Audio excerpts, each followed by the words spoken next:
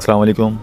ارتقاء علم کے ایک اور خوبصورت سے ایپیسوڈ کے ساتھ میں محمد شکیل حسین اور میرے ساتھ موجود ہے حمزہ ابن وسیع۔ حمزہ، موبائل کی اسکرین اسکرول کرتے ہوئے ایک اور ویڈیو نظر سے گزری جس میں اویس اقبال صاحب، جو اپنے آپ کو ایگنوسٹک کہتے ہیں، مولد ہیں، اور انہوں نے اپنی ایک ویڈیو لگائی ہوئی تھی۔ اس کے اوپر ایک اور ویڈیو تھی جو کہ ذاکر نائک صاحب کی تھی، جب ذاکر نائک صاحب پاکستان آئے ہوئے تھے اور انہیں ایک پروگرام میں مدعو کیا گیا تھا جہاں پر چھوٹی بچیاں اسٹیج پر آئیں تو وہ اس اسٹیج سے اتر گئے تھے۔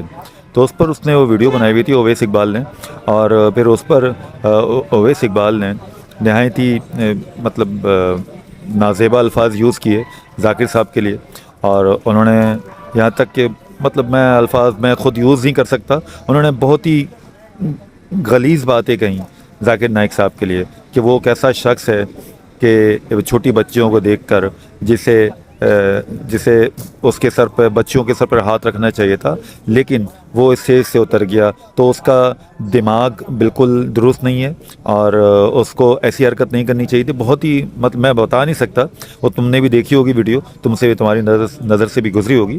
انہوں نے اس شخص نے، اویس اقبال نے، بہت ہی نازیبا الفاظ یوز کیے تو مجھے اچھا نہیں لگا۔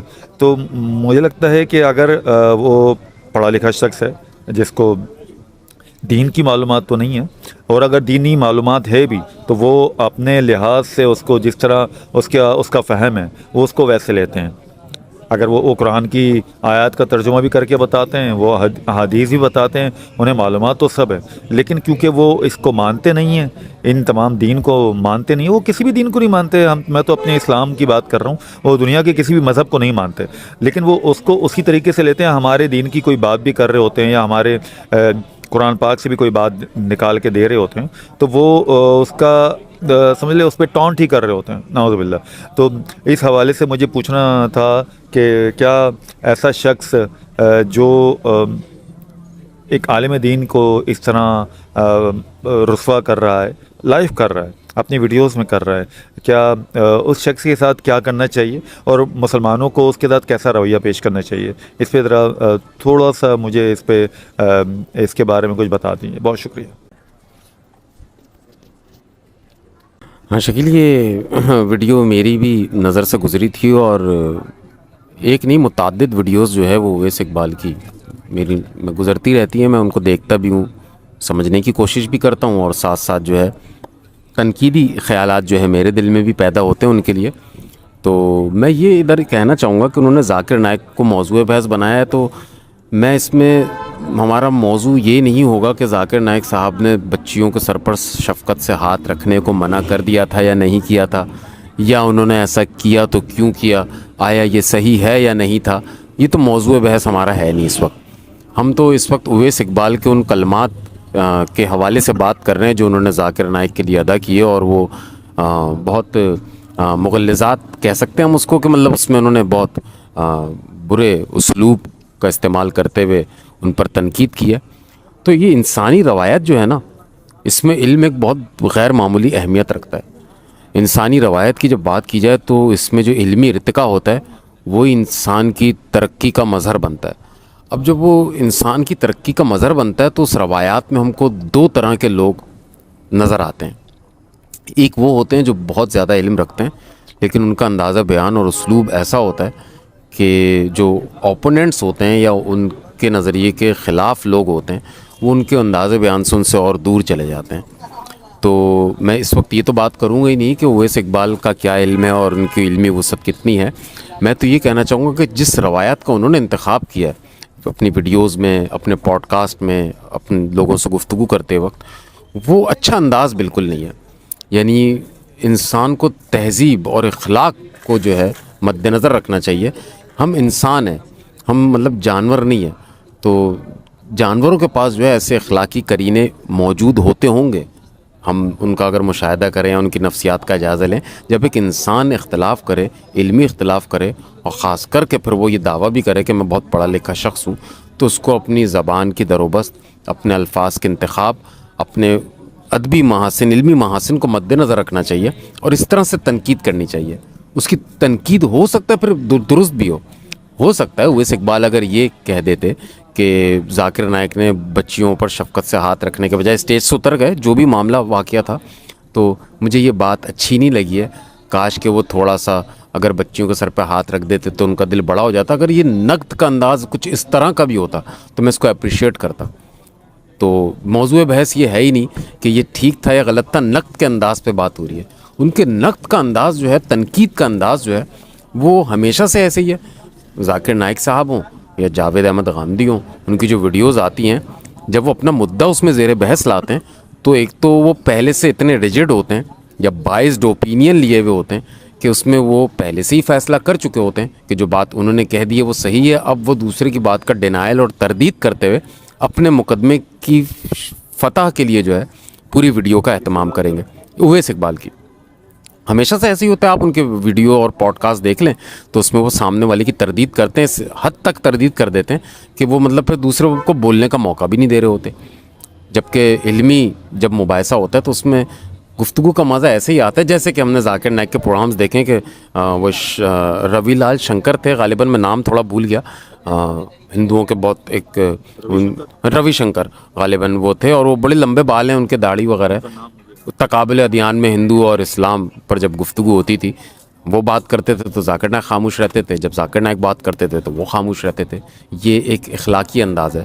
اس سے علم کا اندازہ ہوتا ہے کہ دونوں شخصیات کے اندر ذہنی وسعت کتنی ہے، ایک دوسرے کو برداشت کرنے کی اہلیت کتنی ہے. اویس اقبال میں اس طرح کی کوئی اہلیت نہیں ہے، یعنی جس میں وہ نقد کرتے ہیں اور نقد کرتے کرتے وہ پہلے سے ہی فیصلہ کر کے آئے ہوتے ہیں کہ میں اپنی بات کو صحیح ثابت کروں گا. جبکہ ہم بھی اپنے جتنے ویڈیوز بناتے ہیں نا، جب کسی علمی معاملے پر گفتگو کرتے ہیں، ایک یہ بات دل میں رہتی ہے کہ کہیں نہ کہیں ہو سکتا ہے ہماری بات میں بھی کوئی کوتاہی ہو. بعد میں ہمیں پتہ چلے ہم نے ایک چیز بیان کی تھی، ہو سکتا ہے بعد میں اگر وہ آشکارا ہو جائے کہ وہ ہم نے جو بیان کی تھی وہ غلط کی تھی، تو مراجعت سب سے بہترین چیز ہے کہ ہم رجوع کر جائیں، ہم اس پر ڈھٹائی کے ساتھ کھڑے نہ رہیں. تو اویس اقبال صاحب کی ویڈیوز میں ایسی چیزیں نہیں ہوتی ہیں، اس کی وجہ سے وہ تو نقد کرتے ہیں. اور پھر جس طرح سے ذاکر نائک پر جو ان کا انداز گفتگو تھا وہ بالکل اچھا نہیں تھا. ایسا ہونا ہی نہیں چاہیے. یعنی کاش کہ ایسا ہو کہ اویس اقبال ملحد ہیں تو ملحد ہی رہیں، لیکن وہ جو مدعے لا رہے ہیں وہ بھی بہت انٹرسٹنگ ہیں، لیکن وہ ان مدعوں کو اخلاقی در و بست، اخلاقی انداز میں، ادبی محاسن کے ساتھ، خوبصورتی کے ساتھ، شائستگی کے ساتھ اگر علماء اکرام یا جو ان کو جن سے وہ مباحثے کرتے ہیں ان کے سامنے رکھیں تو ویڈیو میں چاشنی پیدا ہو جائے گی.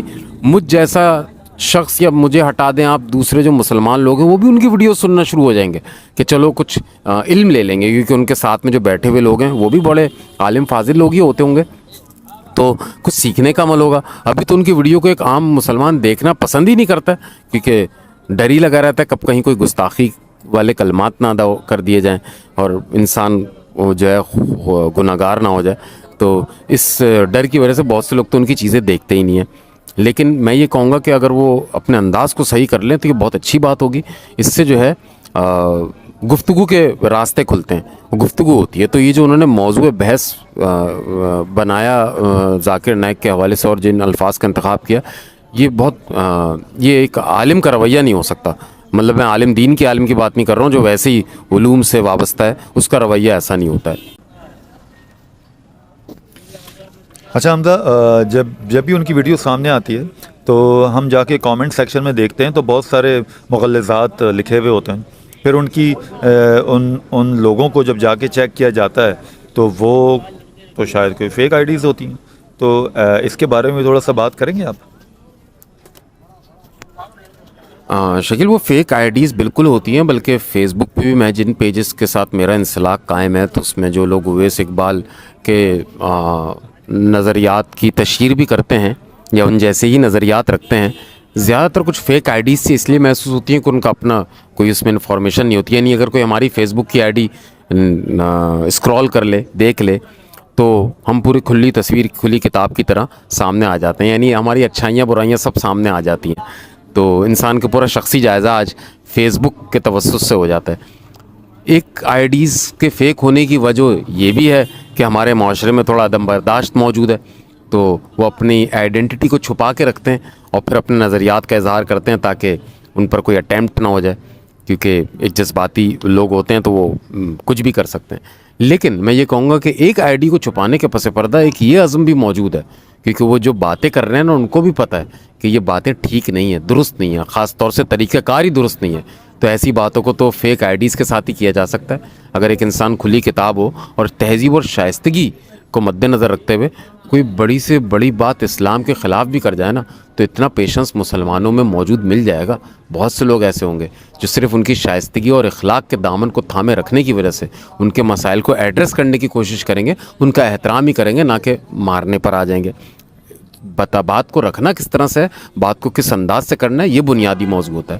تو فیک آئی ڈی بنانے کی ایک وجہ یہ بھی ہے کہ وہ جو باتیں کر رہے ہیں نا اس پر ایک مسلمان کی دل آزاری ہوتی ہے, میری ہوتی ہے, بہت شدید ہوتی ہے.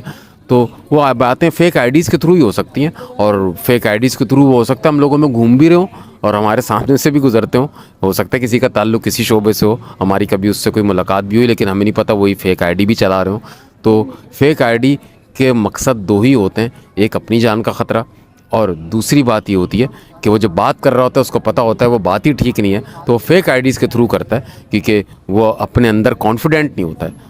تو میں یہ سمجھتا ہوں, اور یہ نہیں ہونا چاہیے. علمی گفتگو کو کھل کے بصر و چشم ہونا چاہیے, تہذیب اور شائستگی کے ساتھ ہونا چاہیے.